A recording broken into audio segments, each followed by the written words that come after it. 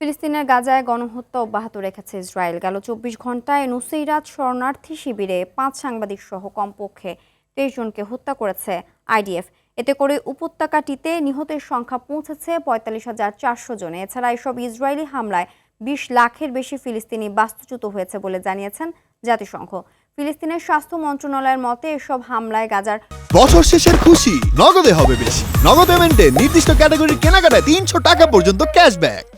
৬০% অবকাঠামো ক্ষতিগ্রস্ত বা ধ্বংস হয়ে গেছে।